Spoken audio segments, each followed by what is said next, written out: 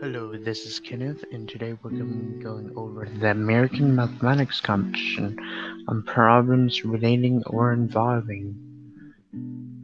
Oops, let me get my pencil. Problems relating or involving solving equations and systems.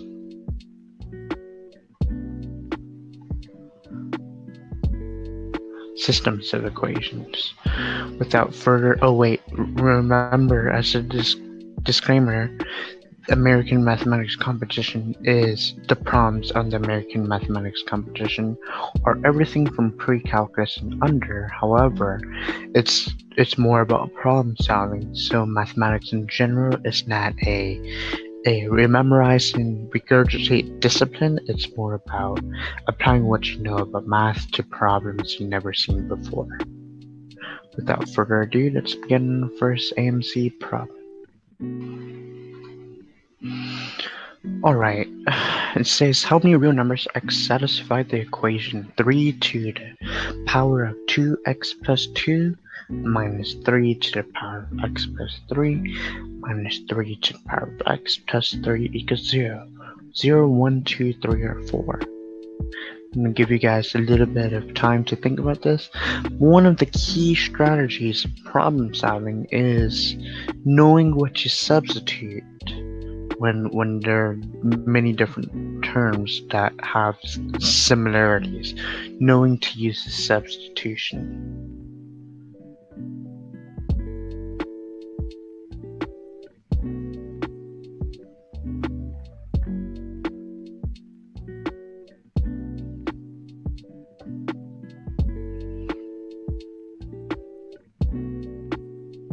Alright, as to say, it's important to know what to substitute when you see there are many different common things in the different terms in the expression or the equation.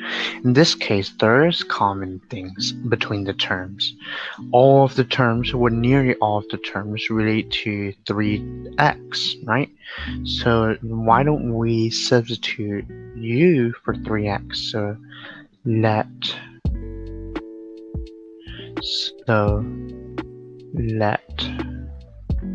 u equals 3x. Then why don't we attempt to write everything in terms of u. So now we're gonna get 9u squared, and we got this by breaking 3 to x plus 2, so it would be 3 2x times 3 squared, and that is u squared times 9, so that is 9u squared minus 3 to the power of 3, that's 27. 3 to the power of x, that's u, minus u plus 3 equals 0.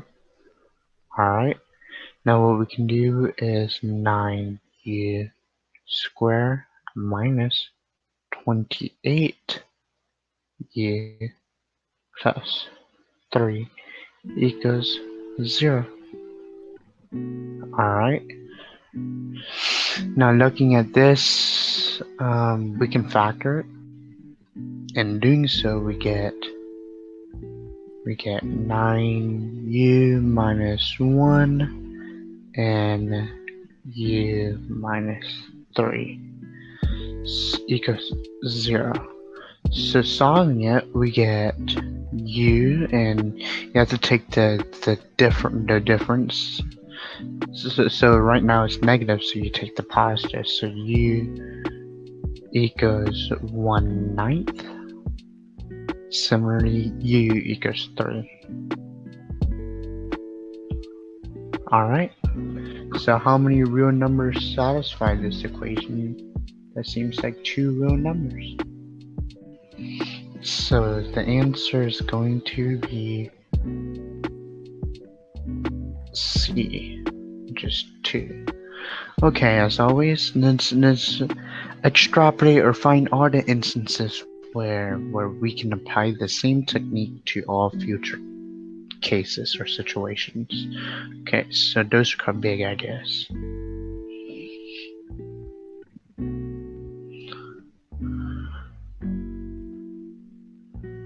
In this case, the big idea was that we saw similarities between the terms.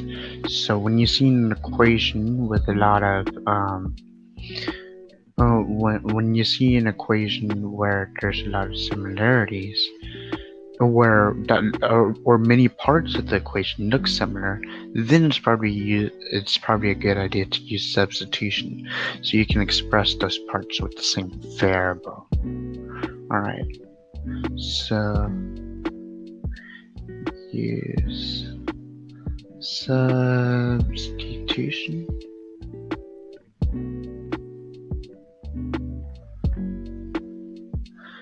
When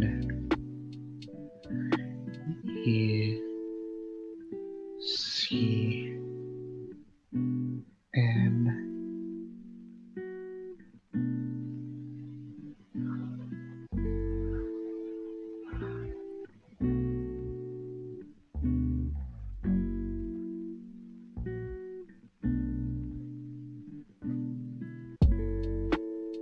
parts.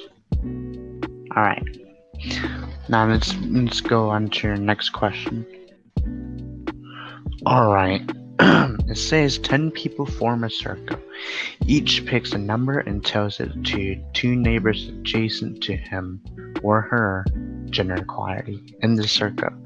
Then each person computes and announces the average of the numbers of his or her 2 neighbors. Then the figure below shows the average announced by each person, not the original number the person picked.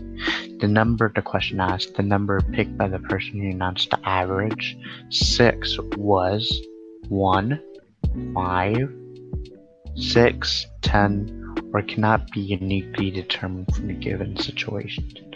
So we're trying to find the person who announced that number. Alright, I'm going to give you guys a few seconds or a moment to think about this.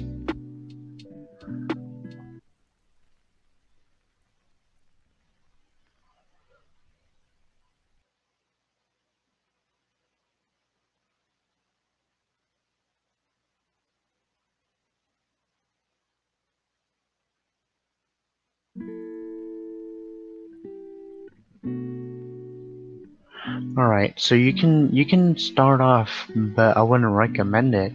But generally, when people look at this, just start off writing a lot of variables.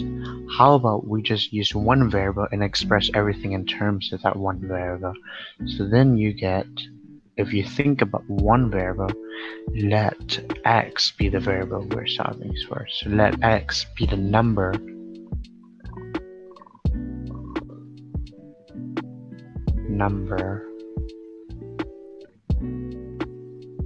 of the person who announced 6.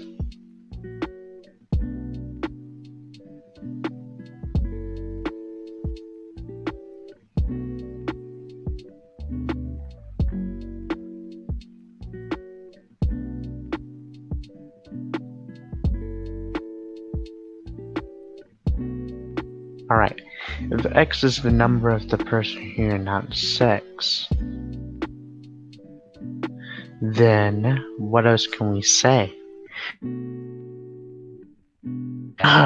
We can say that we know the number of the person who announced 8, right? We know the person's number who announced 8 because 7 is going to be x, the number of the person who announced 6, plus well, it's going to be the average, so it's going to be x plus the person who announced 8, so let that be y divided by 2. Now we can solve for y. and then that would be 14 minus x equals y.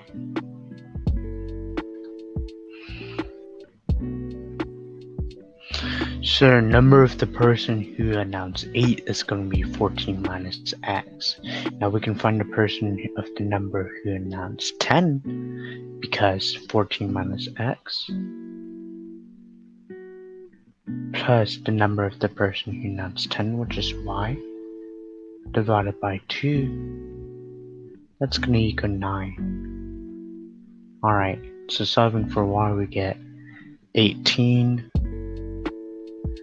minus 14 plus x equals y. So that is 4 plus x equals y. Now we can find the number of the person who announced 2, doing the same thing. So 4 plus x plus y divided by 2 is going to equal 1. So therefore you get 2 minus 4 is negative 2 minus x equals y. Now you can find the number of the person who announced 4, doing the same thing. Negative 2 minus x plus y divided by 2 equals equals 3. Let me get my eraser.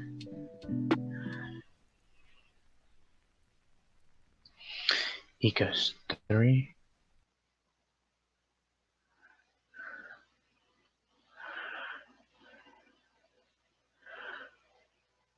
Multiplying, we get 6. 6 plus 2 plus x equals y. So we get 8 plus x equals y. And lastly, we can find the value of x, right? Because we know how to make another variable called y, because the original variable is x, so we can do 8 plus x plus x. And this is kind of like y, right? So we can do 8 plus x divided by 2 equals 5. Then we get 10 minus 8 equals 2x, so x equals 1.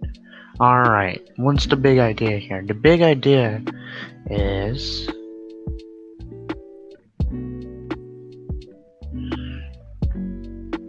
not to create too much variables. The big idea is to express all the variables in terms of one variable. Attempt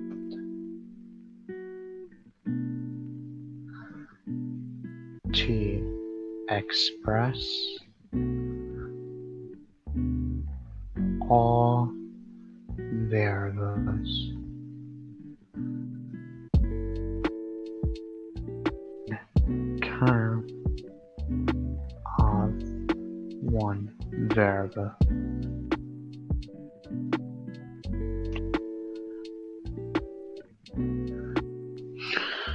Alright, so on to the next problem.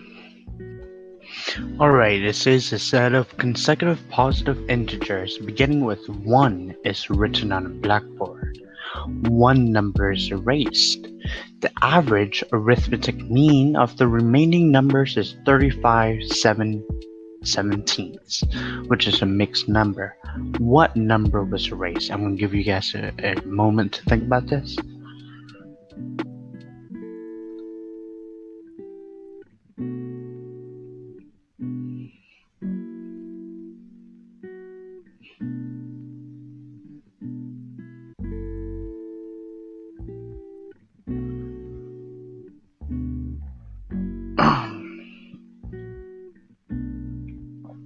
Alright, so it says that what was the number erased, right?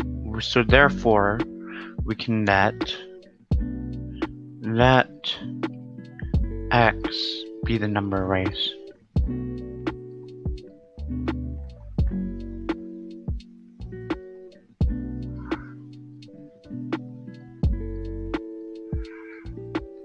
Okay, let n be the last number. Let n be the last number that was written on Blackboard. Let n be the last number. Therefore, we would have 1 is less than x is less than m. Alright. So the sum, and we know this from pre-calculus, the sum of consecutive numbers is n plus 1 divided by 2. Right? And then we have to subtract x because that's the missing term. Now the average is going to be that. The average, let's call this sum of consecutive numbers.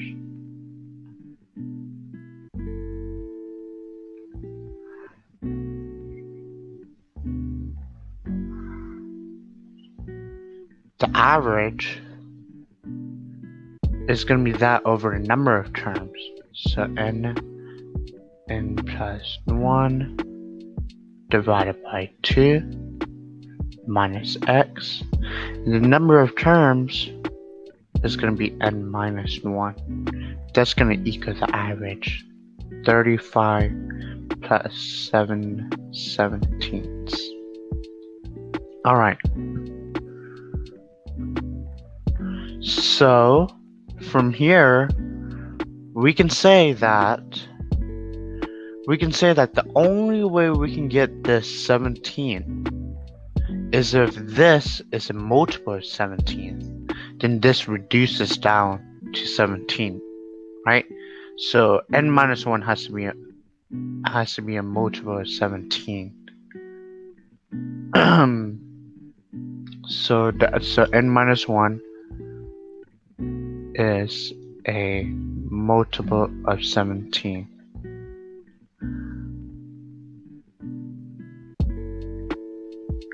Alright. Well, there's a lot of multiples of 17, but there's also another thing another key information that we're missing, right? The sum of consecutive numbers is this, but the sum of consecutive numbers starting from 1 is this, 1 plus n divided by 2. That's not the sum, that's the average. Pardon me. That's the average of consecutive numbers. So the average of consecutive numbers is 1 plus n divided by 2. And to get 1 plus n divided by 2 around 35, you multiply by 35 and you get that n is around 71. So we're estimating. All of this is an estimate. Let me erase that. Undo. All of this right here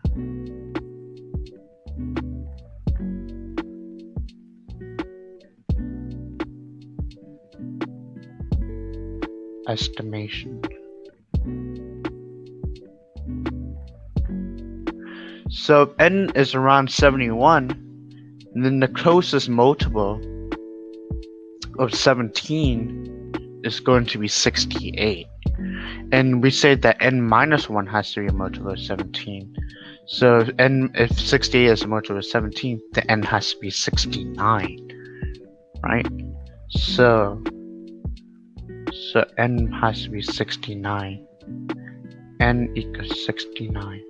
Now if n equals 69, then what is the average? What is the sum? What is the sum of terms, right? Well, if n equals 69, then it'd be 69 and we're using the formula n plus 1 divided by 2. So it'd be 69 times 70 divided by 2. Alright, and 9 times 0, that's 0. 9 times 7, that's 63, so 630. So we got 630 plus 42,000 because 6 times 7, that's 42. And adding them, we're gonna get 4,830. Okay, so we have to divide this by. Man, my handwriting is very bad. Let me erase that. We have to divide both of this by 2.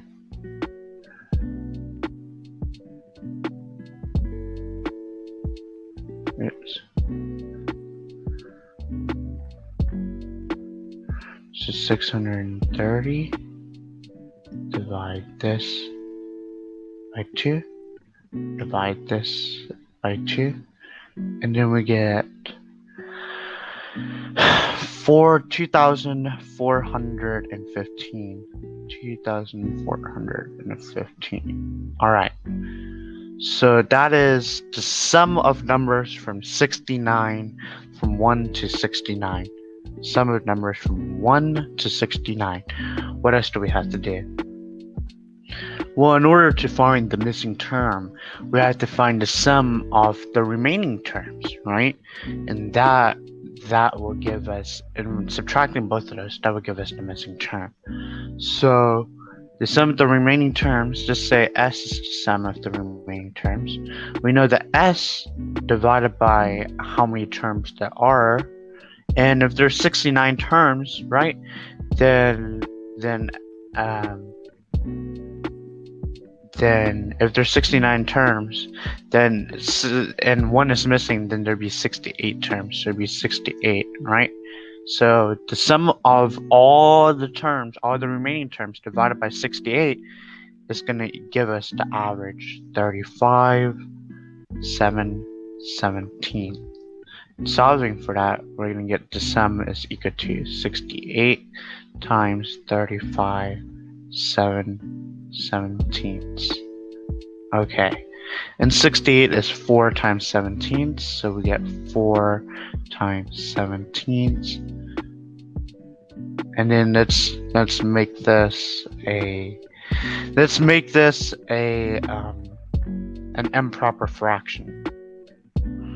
So 35 times 17, that's 595, plus 7, it's gonna be 602. So 602 over 17. 602. Let's erase that. Oops. Alright. So 602 over 17. This cancels out, and we're left with 4 times 602. Alright. 4 times 602. 4 times 602. That's going to be 2404. No, 2408. Alright. So we got 2408, and we got 2,415. Using both of those, subtracting, we get 2,415 minus 2,408, and we're left with 7. So the answer is B, 7. What are the big ideas here?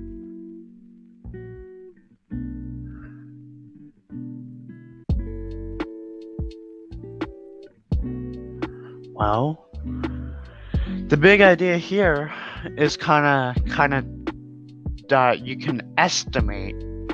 You can always use estimation to solve an equation. You can estimation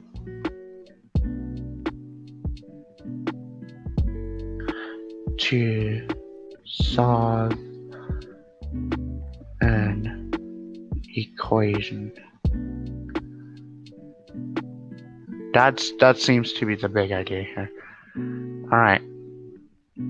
On to the next problem. All right.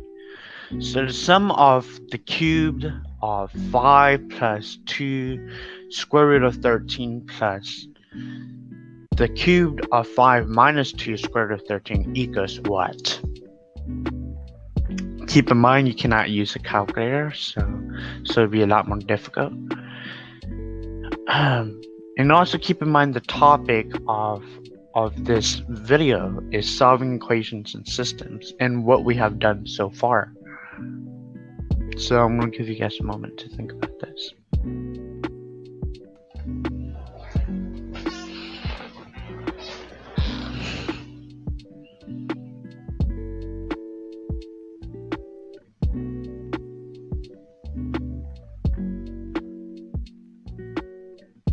And as always, you can pause the video if you need more time. Alright, so the sum of this equals what? Well, if we want to get rid of the radicals, that's going to make it more complicated to simplify this, right? But if we just get rid of the radicals by cubing this, then it's going to get very messy. Unless we use a substitution. And as mentioned before, you generally want to use the substitution when you see many different parts of an expression or an equation that look similar. In this case, there are parts that look similar, but not too similar, so we're going to use two different variables. Alright, so let u equal the cube root of 5 plus 2 square root of 13. Let v equal the cube root of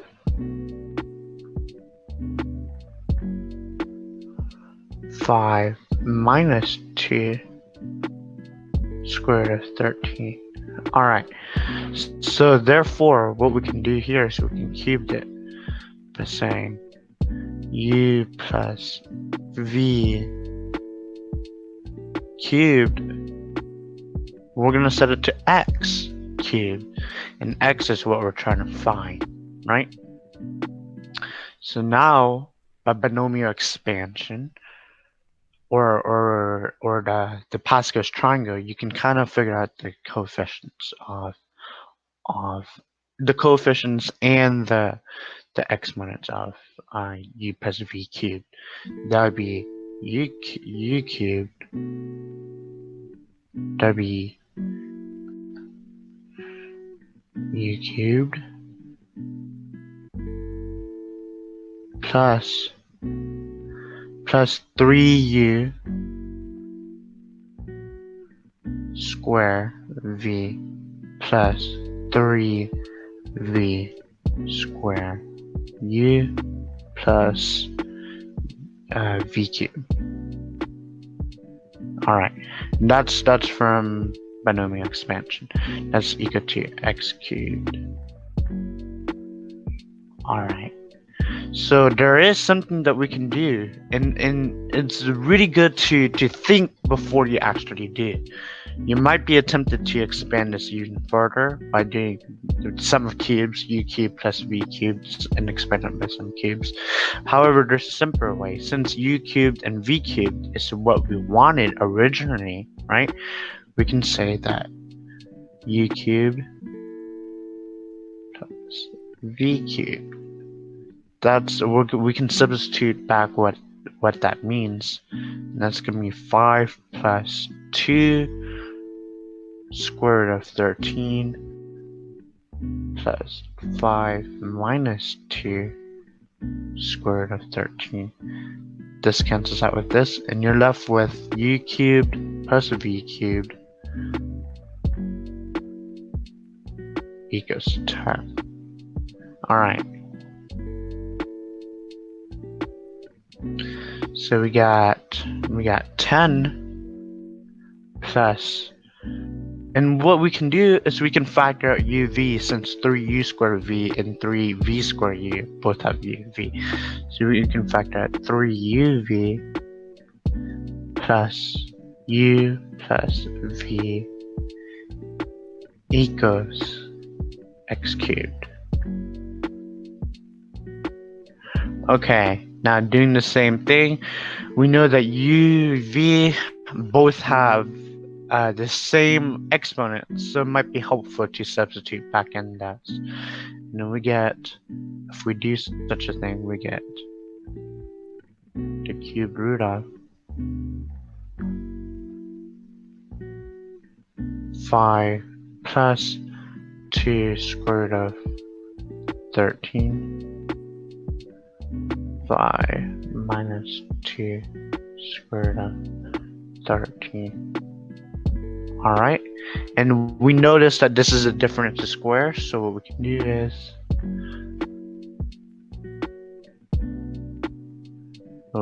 is 5 squared, that's 25, minus 4 times 13.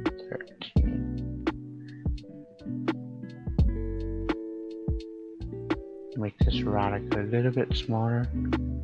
Make the workspace a little bit neater. Alright.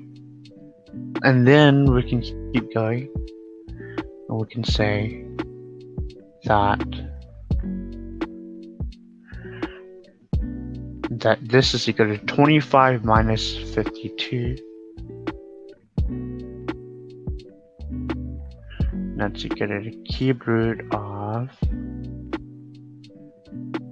negative 27, which is negative 3. And continuing, we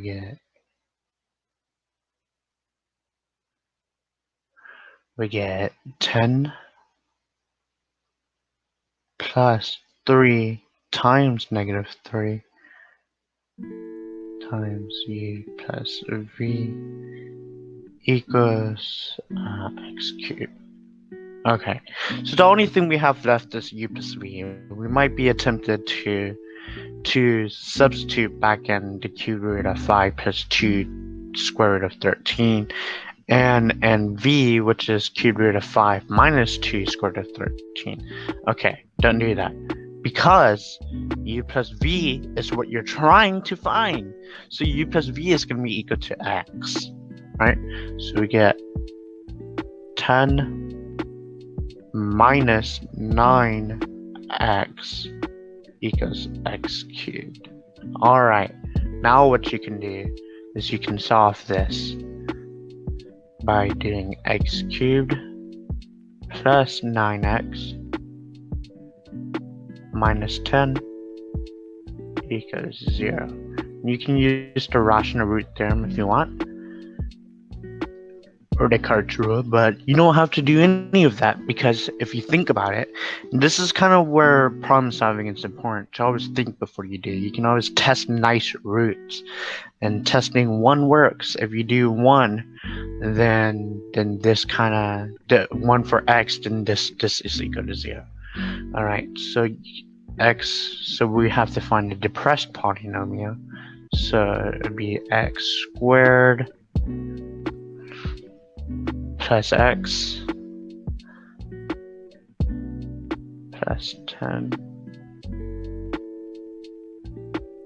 equals 0. Alright, is there any other roots?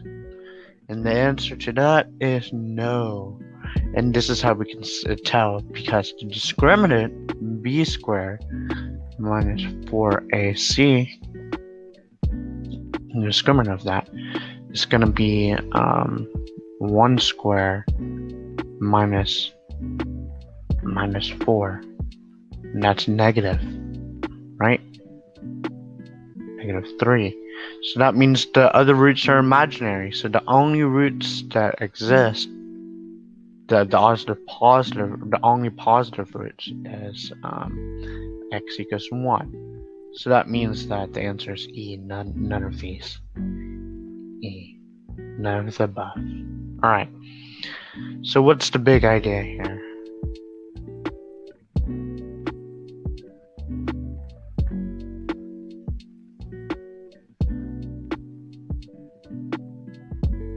Well, always use substitution when you see similar parts. Use, or attempt to use substitution. Substitution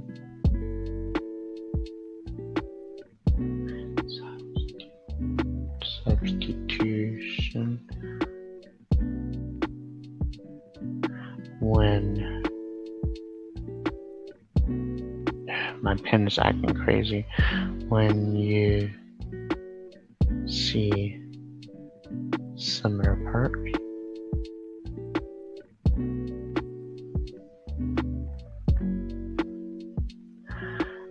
And use substitution when you see similar parts, and always assume the less extreme or extreme cases, because that will help a lot. So, and what I mean by that was we assumed the less extreme case, that we didn't have to use the rational root theorem, and that one would work. Assume the extremities. Okay. Assume the extreme cases. All right. That looks about about it. So let's go on to the next question. All right. A, B, and C are positive real numbers such that A times B plus C equals 152, B times C plus A equals 162, and C times A plus B equals 170. Then A, B, C is A 672, 688, 704, 720, or E 750. I'm gonna give you guys a moment to think about this.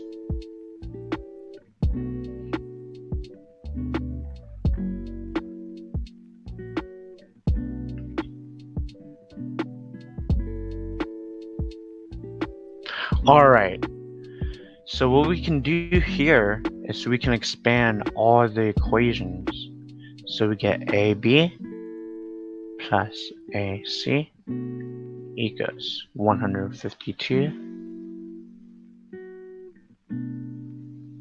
We get BC plus AB, BC plus AB, that equals 162. We get CA plus BC equals 170. And then we can combine all of them. And then we get 2AB plus 2BC plus 2AB, 2BC plus 2AC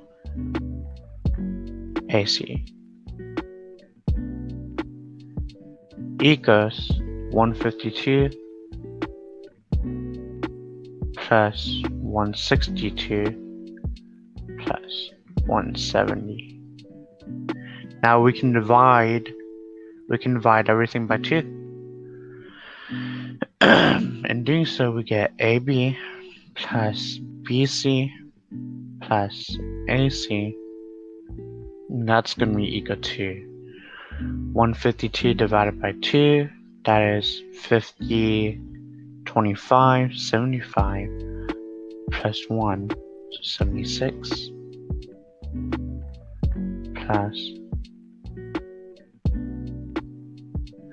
plus 50, 30, 1, so 81 plus 50, 45, or no, 35, 50, 35, so 85. Alright. Keep in mind that we're trying to find A, B, and C. Or what A times B times C is, right? So simplifying this further, get AB plus BC plus AC equals 242, I think. Yeah, 242. Alright. And then this will help us find well, how is this useful? Think about that for a little bit. This is useful because it helps us find the original things, right? So what we can say right here is that AB plus AC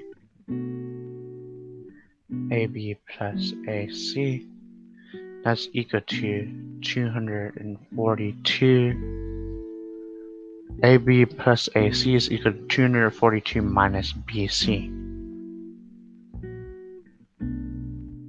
Alright. Similarly.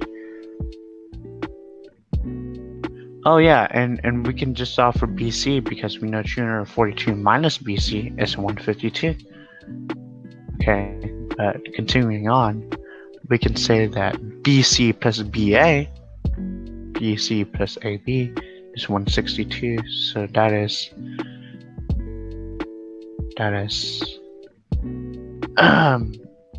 BC. Wait, give me a moment. AB plus AC, BC plus BA. So that is 242 minus AC. So AC, no wait, BC plus BA. BC plus BA equals 242 minus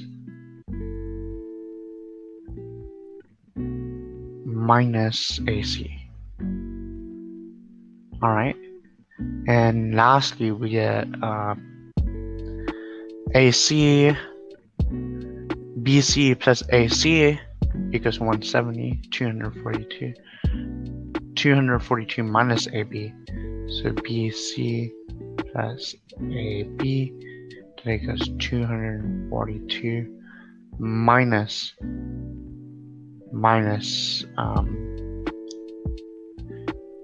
BC minus AB. There you go.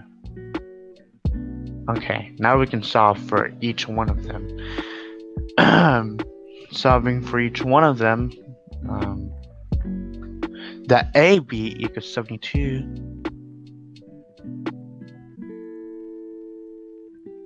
BC would equal 90. And AC would equal 80. Alright.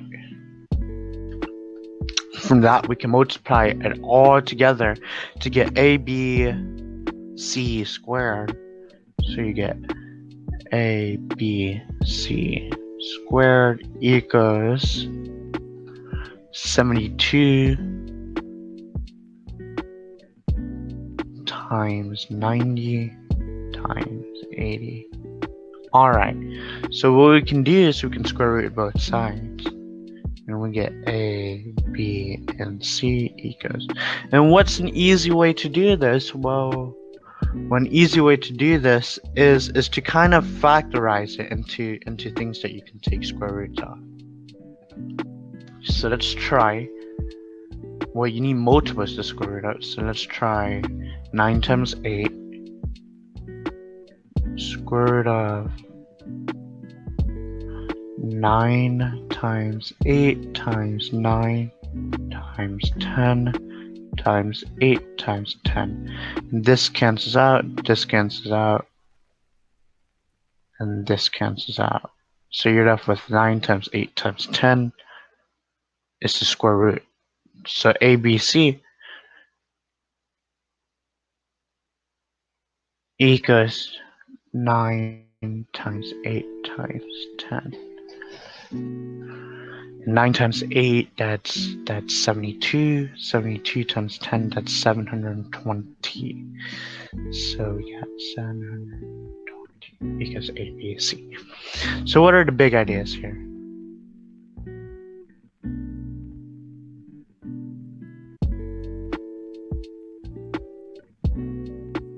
Well, generally when you see symmetry in our expression, then combine them. Combine them somehow when you see symmetry by multiplying, or multiply, combine when you see symmetry. Combine when you see symmetry.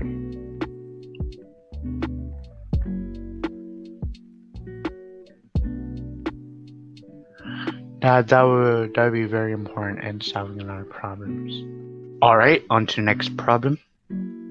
If xy is the solution to the system, xy equals 6, and x squared y plus xy squared plus x plus y equals 63, you find the value of x squared plus y squared. I'm going to give you guys a moment to think about this.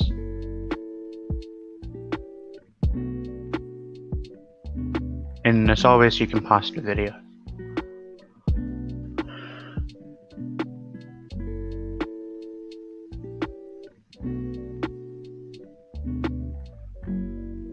Alright, so we can factor the expression on the right.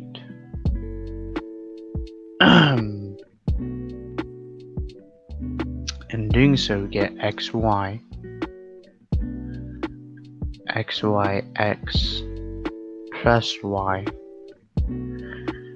plus x plus y equals 63.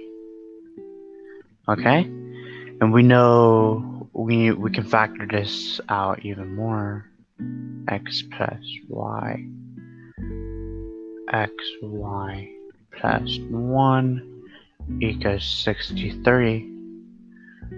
Now we also know what xy is. Xy is 6, so 7 x plus y equals 63.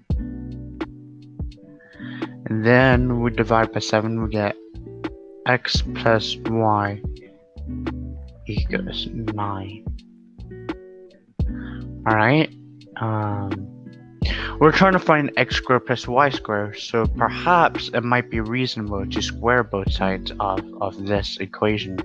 In doing so, we get x squared plus 2xy plus y squared equals 81. Again, we know what xy is, so we get x squared plus y squared minus 12. 2 times 6 is 12. Minus 12 from both sides, and we get 69. So the answer is D, 69. What are the big ideas here?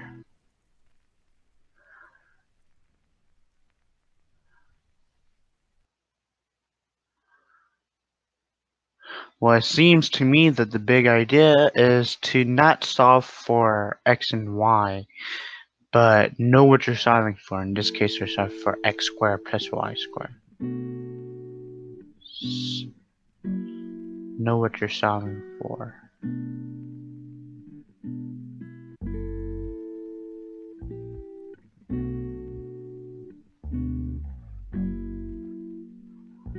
Solving for. Alright. Let's see if there's any other big ideas. What kind of help does with this?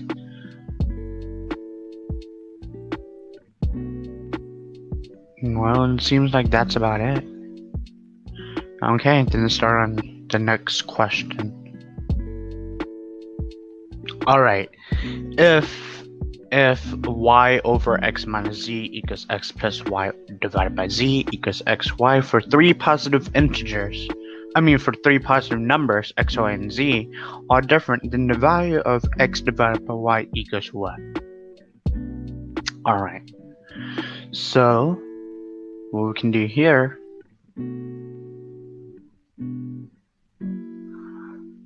well, I'm going to give you a moment to think about this.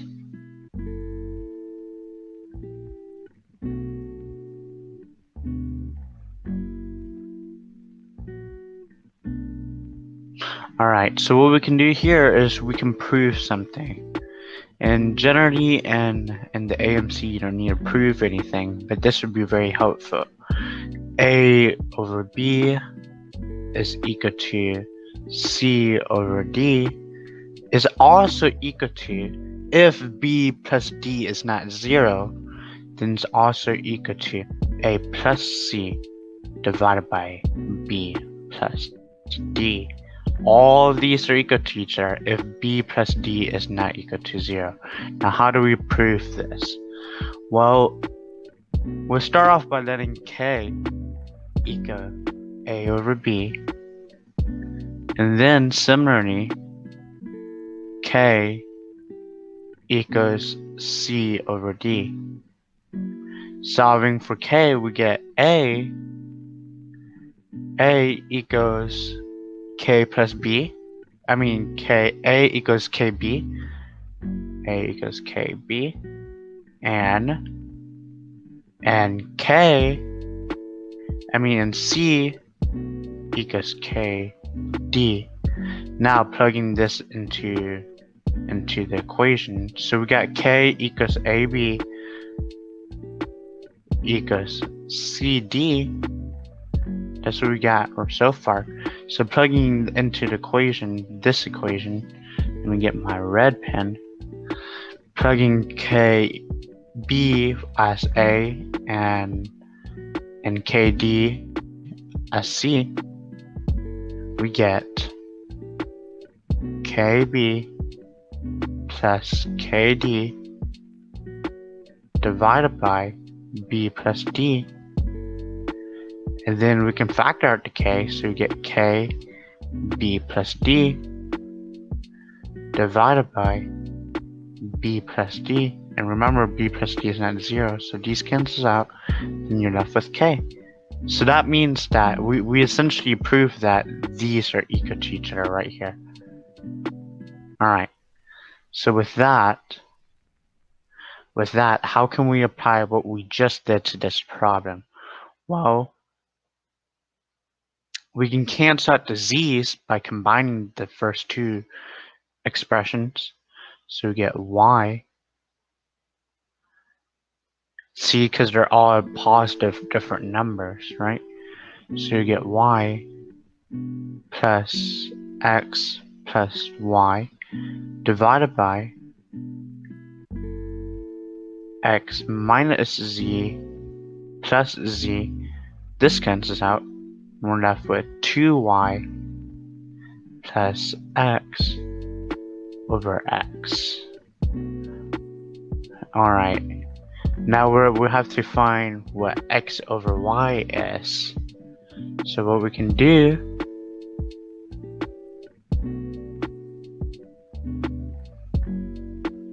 let's think about this. So what we can do is we can add this to x over y, and then we get 2y. And the reason why I'm doing that is because I want to factor out the 2. 2y plus 2x divided by x plus y. Alright, now I can factor out and I get x plus y divided by x plus y. This cancels out and I'm left with 2. So the answer is E, 2. Alright, so what's the big idea here?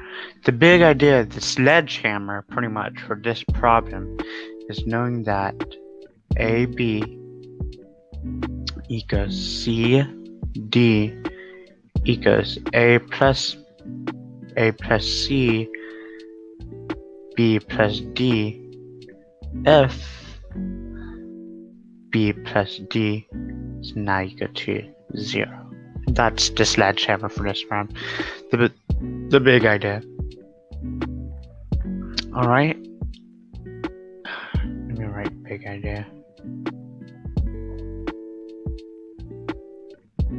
Alright. Now with that said, let's get on to the last problem of today.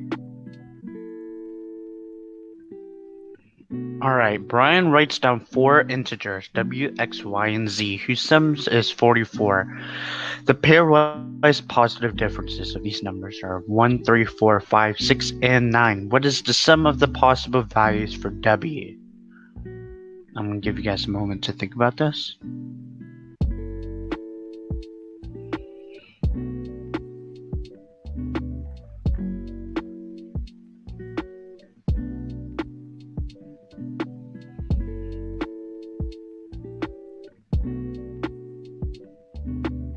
Alright.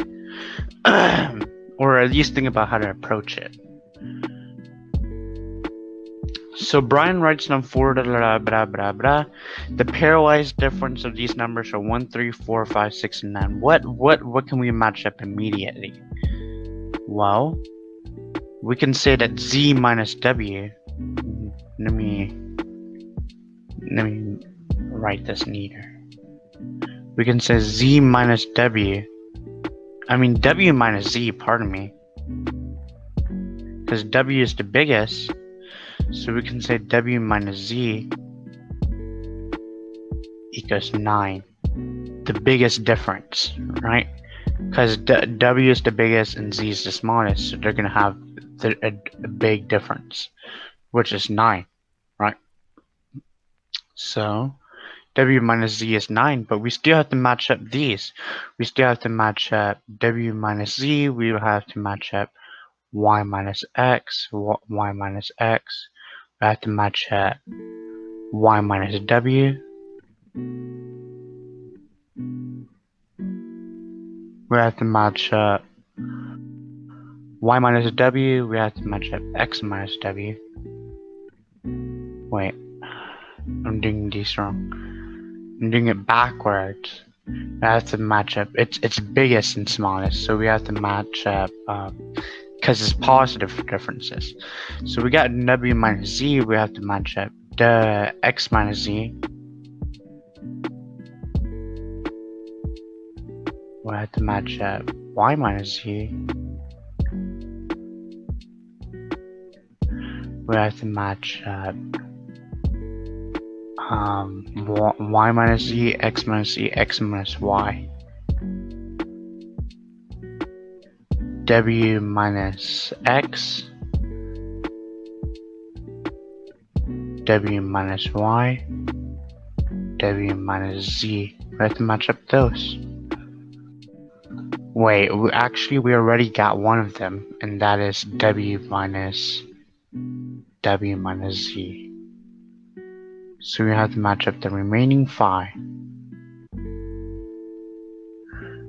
Okay, let's think about this. Well, what can we say about w minus x and x minus z? Well, we can say w minus x plus x minus z. This is going to give us the whole entire difference, the biggest difference, which is like w minus z. So that's going to give us 9. So simplifying, we're going to get w minus z,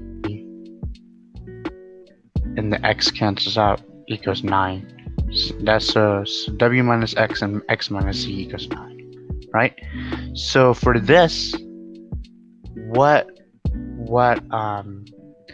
pairs do you see that equals 9? Well, the pairs that equal 9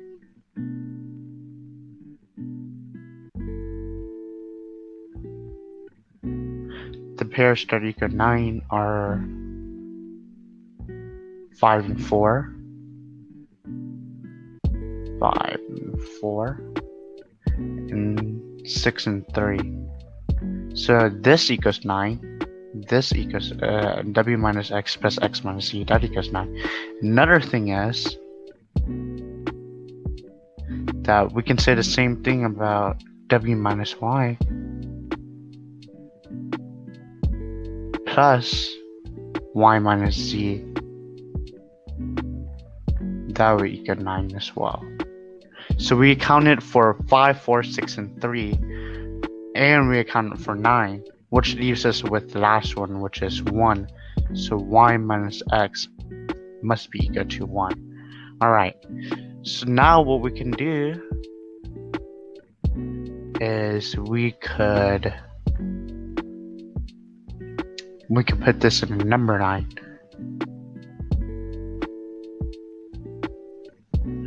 So let me get my shapes.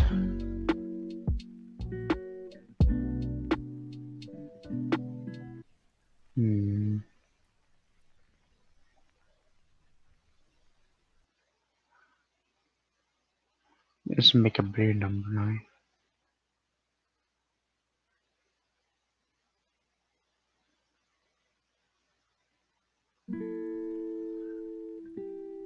Alright.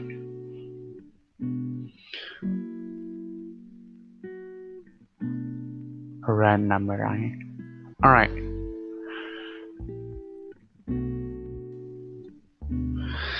So we know that w minus z is going to equal 9. So all of this right here equals 9. Okay? We know that y and x is bigger than y. Then we know that this has to be equal to 1. Right? So we could say then that w minus y minus w minus x, that would equal 1. That's what we can say. Okay, and from the differences, if that equals 1, then that means that it could be the ordered pair 3, 4, and I'm picking it from the positive differences. It could be 3, 4, it could be 4, 5, or it could be 6, 9. However, we know one of these can't be right, and that is 4 and 5, because 4 and 5 would add up to 9, so it can't be that, right? So it has to be something else that leaves a gap for y and z. So therefore, we're gonna have, and then let's take these by cases. Let's do case 1. Case 1 is that it is 3 and 4. So that means that w minus y equals 3. W minus y equals 3. W minus y equals 4. So backspace, w minus y equals 4, and w minus y equals 4, and w minus y x equals 3. W minus x equals 3. And we also know that w minus z equals 9. So now we can express this all in terms of w. So we get y equals w minus 4, y equals w minus 4, x equals w minus 3. So y equals w minus 4, x equals w minus 3, and z equals w minus 9. And we know that the sum of the 4 integers, which is x, y, z, and w, will equal 44. So we can do w plus w plus w minus 4 plus w plus w minus 4 plus w minus 3 plus w minus 9 equals 44. Alright, and that would mean that we have negative 4, negative 4, negative 3, which is negative 7, plus negative 9, so negative 16. And we have 1, 2, 3, 4 W's, so 4 W's minus 16 equals 44. Adding 16 to both sides, that would be 60 equals 4W. So W equals 15. Alright, that's 1 W. And let's do case 2. Case 2 is that W minus Y equals W minus Y equals, wait, 6 and 9. This should not be a 6 and 9, pardon me. This should be 5 and 6. Alright, so W minus Y, that could be equal to 6. I mean, yeah. W minus X, that could be 5. W minus Z, that's still 9. Y will now equal W minus 6. X will equal W minus 5.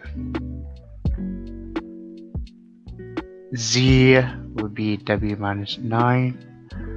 So we get W plus W minus 9 plus W minus 6. W minus 6 plus W minus 5. And that's 4 integers equals 44. Adding, we get 14 plus 6. So that is so that is 20. So we get negative 20. 4W minus 20 equals 44. And adding 20 to both sides, we get 64 equals 4W. So that means W equals 16. No, wait. 60, 15. W would equal 16. Alright. So 16 plus, because it says, I was just thinking that this can be right because I thought it was the difference for the positive values of W, but it's actually the sum of the possible values of W. So 15 plus 16, that's going to be equal to 31, which is B. So what's the big idea here?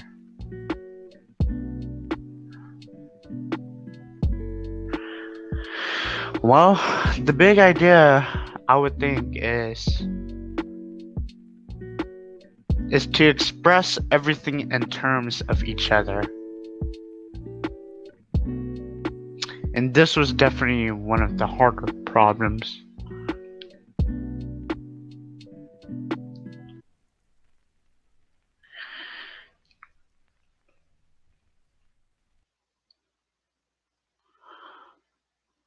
Each other. Alright, with that said, we have concluded the second video of the American Mathematics Competition Problem Solving Series over solving equations and systems. And I'm going to clear the screen out, and then we're going to review what we have learned. Alright, so time for review.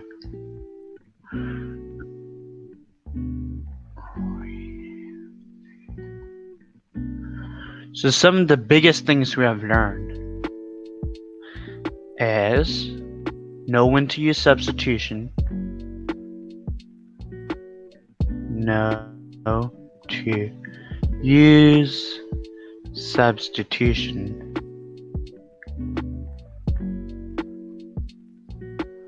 when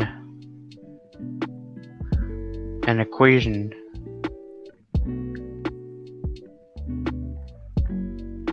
has many similar parts.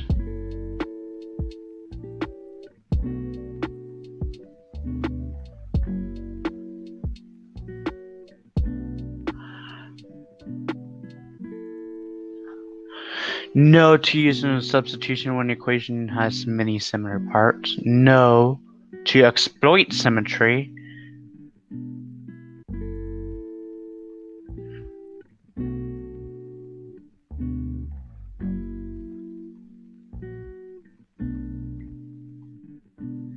By combining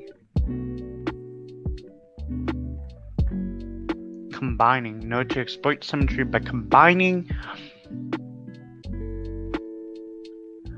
by addition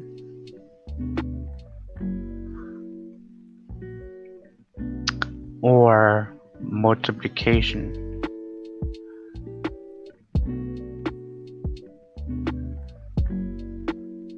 No to exploit symmetry by combining by addition or multiplication to get more symmetric equations. To get more symmetric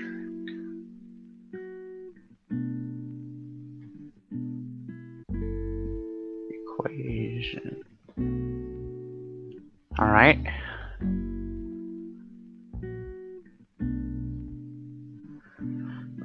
Know that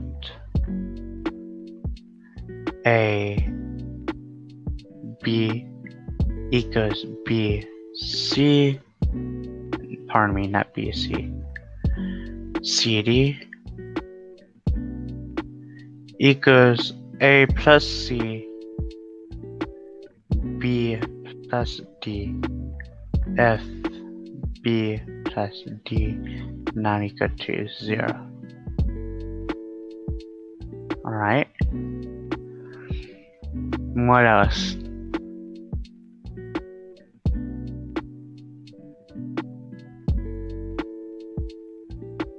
Symmetry.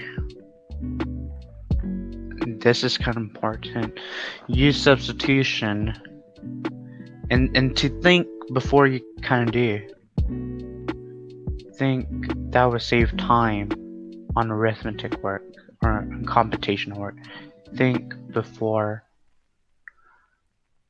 acting. Think about the approach.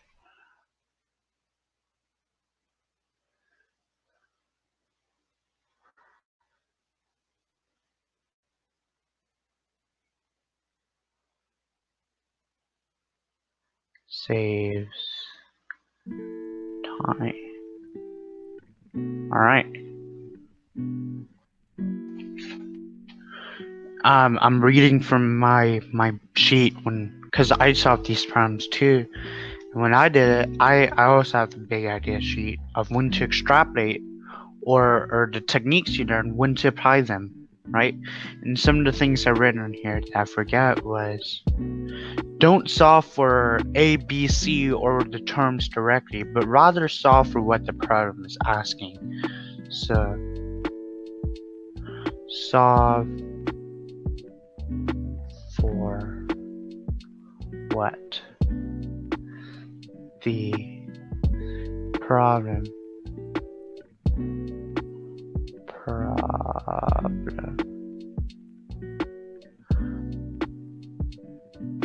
is asking.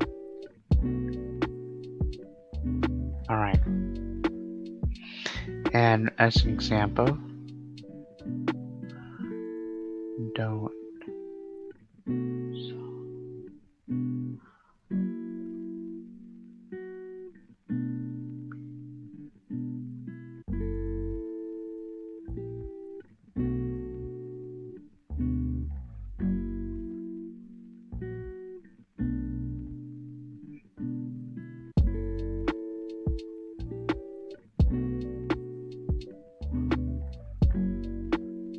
Alright.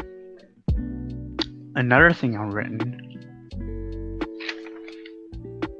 and this would be helpful on the first problem of the homework, is if the numerator is all the same, then the fractions are equal.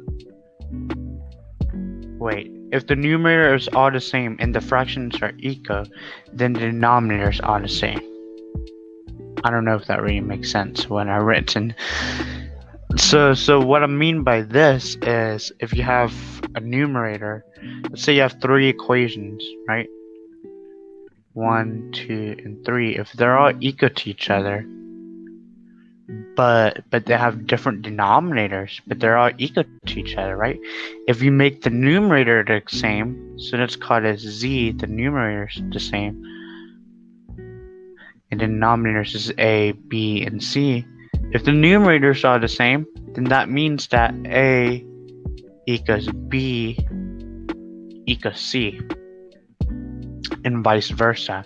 If these are the same and z on the bottom, for z for a, z for b, and z for c, and the numerators a, b, and c, then it's vice versa. If the numerator is the same and the fractions are equal, then the denominator is the same. Yeah, that does make sense now. If the numerator, and this will help you on literally the first problem of the homework. It isn't what we covered, but it will help you. If the numerator, and you see, this is kind of something like the idea that you have to find in your homework. Like when you're doing the homework, find these ideas and write it down. Numerator are all the same. The same, and the fractions are equal.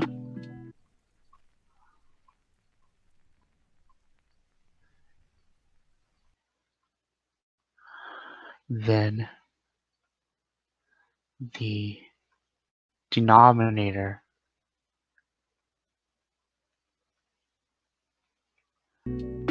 is the same. Alright.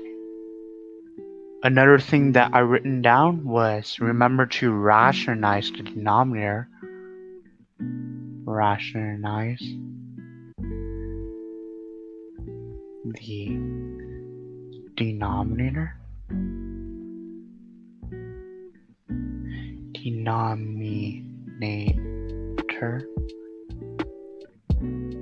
And to always account for dividing by 0, or always account for the 0 case, for the case that it equals to 0.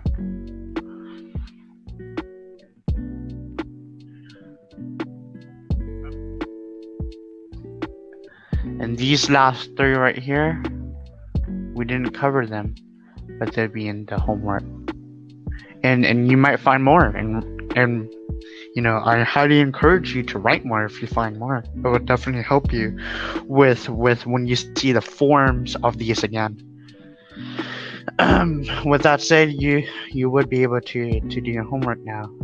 Thanks for watching. Please like and subscribe, and have a good day. Oh, and definitely, I will post more videos. This series is meant to go over everything from the AMC all the way to the Putnam, hopefully, and we're gonna go over proofs and stuff like that. But right now, it's just AMC series.